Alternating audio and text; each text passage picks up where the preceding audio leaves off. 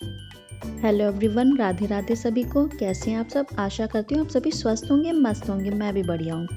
ये व्लॉग मंगलवार का है और मंगलवार को सकल चौथ का व्रत था, तो मैं पूजा की तैयारी में लगी हुई हूँ। हमारे यहाँ जब लड़के का जन्म हो, मुंडन हो, जनेऊ हो या शादी हो, तो उसके बाद जब ये व्रत पड़ता है तो उसमें कुंदवारा चढ़ाया जाता है। तो मैं भी कुंदवारा चढ़ाने की तैयारी कर रही हूँ, क्योंकि अभी जून में मेरे देवर का जनेऊ हुआ था, तो उसी का प्रसाद चढ़ाना है। मैं वही बना रही हूँ। इस पूरे आटे के मैंने 2 हिस्से कर लिए हैं। एक आटे का मैं पुआ बनाऊंगी और दूसरे आटे का मैं पूड़ी बनाऊंगी। ये मेरा पूड़ी का आटा लग रहा है। इतना ज़्यादा मैं इसलिए बना रही हूँ क्योंकि ये सारा प्रसाद चढ़ेगा, फिर अपने परिवार, खानदान और पास पड़ोस में बांटा जाएगा। प्रसाद ज़्यादा बनाना था, इसलिए मैं बैठकर ही बना रही हूँ। और ये मैंने पूड़ी का आटा लगा लिया, लगभग लग गया है मेरा पूड़ी का आटा। अब इसके बाद मैं पुए का आटा लगाऊंगी।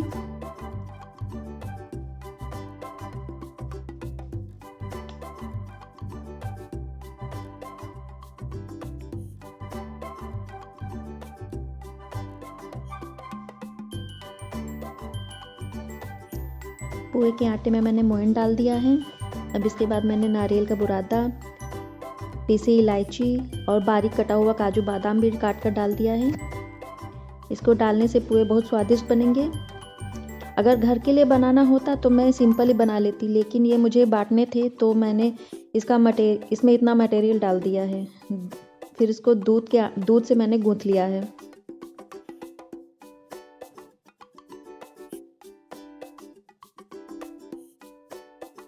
मोयन जो डाला था उसको मैं अच्छी तरीके से पहले मिला लूँगी।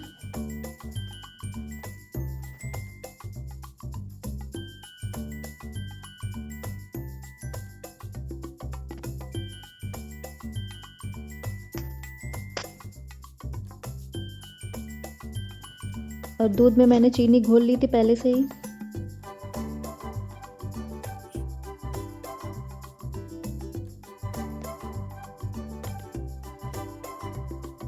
अब मेरा पोहे का भी आटा तैयार हो चुका है। यहाँ पे मैं तिल चिटका रही हूँ। ये लगभग 1.25 किलो के तिल हैं। 1.25 किलो के ही तिल चढ़ाए जाते हैं स्पेशल पूजा में। गुड़ की चाशनी बनाने के बाद मैं सारे तिल गुड़ की चाशनी में डाल दूंगी। फिर उनके लड्डू नहीं बनाने, इनको एक थाली में बिछा के नीचे घी का लेप लगा के फिर इनको थाली में गिरा देंगे। उसके बाद उसे एक बकरे का शेप दे देंगे।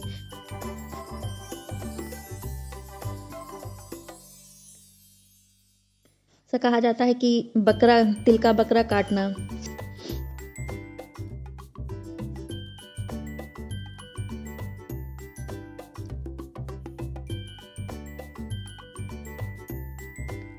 मुझे गुड़ का परफेक्ट रेशियो पता नहीं था, लेकिन अंदाज से किया तो मेरा बन गया।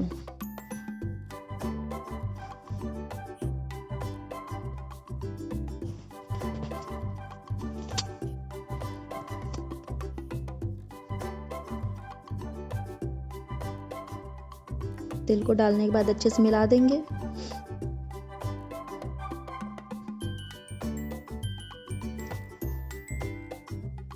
अब यहाँ पे पुए बनाने की तैयारी मैं कर रही हूँ।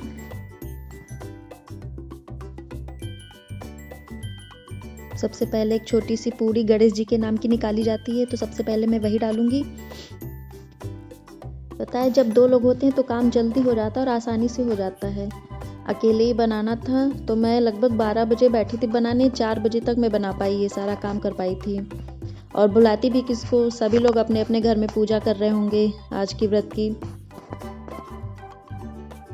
लेकिन भगवान का नाम लेके काम शुरू किया और काम मेरा अच्छे से निपट गया।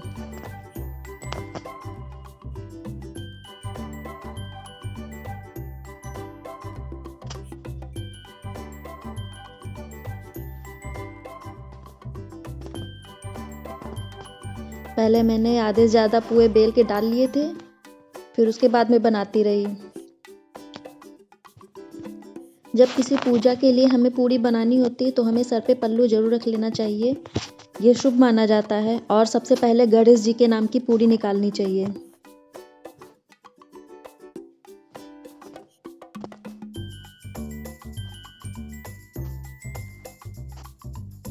फिर मैंने गाय के नाम की पूड़ी निकाली, 2 पुआ मतलब। पुआ बनाने में मुझे काफ़ी टाइम लग गया था, क्योंकि पुए धीमी आंच पे बनाने चाहिए। अगर तेज़ आंच पे इनको बनाएंगे तो ये अंदर से कच्चे रह जाएंगे और जल भी जाएंगे, तो इसलिए इनको धीमी धीमी आंच पे मैंने बनाया। पूड़ी बनाने में मुझे बहुत टाइम नहीं लगा था, बट पुए बनाने में ज़्यादा टाइम लग गया।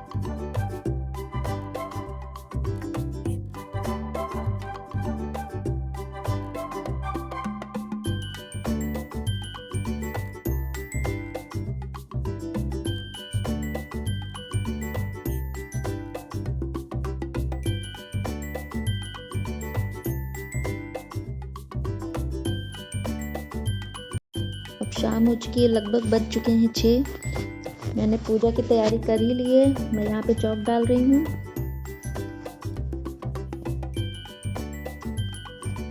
चौक डालने के बाद इस पे कलश रखेंगे और गौरी गणेश भी रखेंगे इस पे। हमारे यहाँ पूजा पाटे पे आकृति बना के, घी से आकृति बना के की जाती है। 4 आकृति बनती हैं।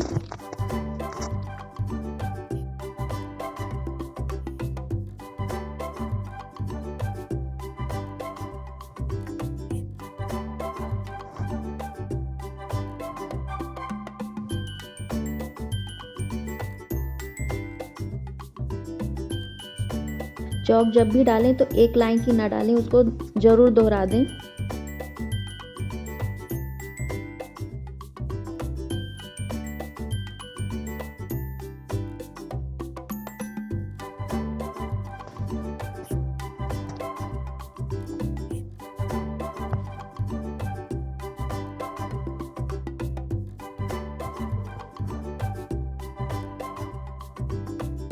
चौक डालने के बाद मैंने पाटे पे घी से आकृतियाँ बना ली थी, वो मैंने रख दी हैं। अब मैंने अपनी पूजा स्टार्ट कर दी है। हमारे यहाँ ऐसे ही पूजा होती है, बहुत ही सिंपल तरीके से। मेरे मायके में भी ऐसे ही पूजा होती है, ससुराल में भी ऐसे ही पूजा होती है।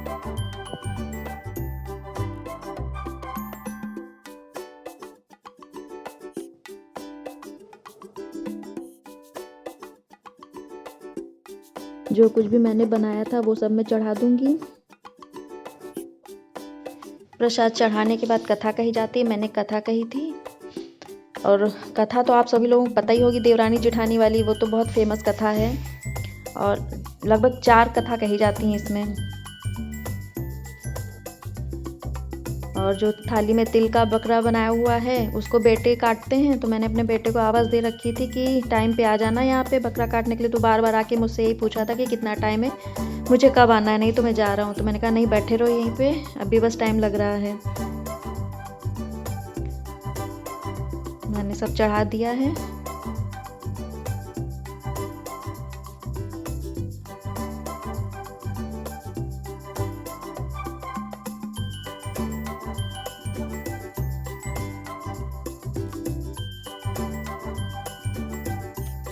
पूजा करने के बाद मैं आरती कर रही हूँ। यहाँ पे हमारी आरती हो चुकी है। और पूजा करने के बाद अग्यारी जरूर डालनी चाहिए, जो सीधा भगवान तक पहुँचती है। जो कुछ भी मैंने प्रसाद चढ़ाया था उसी का थोड़ा थोड़ा सा लेके मैंने अग्यारी बना दी, मतलब अग्यारी में डाल दिया।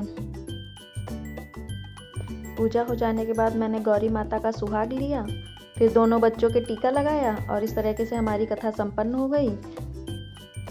चलिए मिलते हैं नेक्स्ट ब्लॉग में, तब तक के लिए राधे राधे, जय श्री कृष्ण।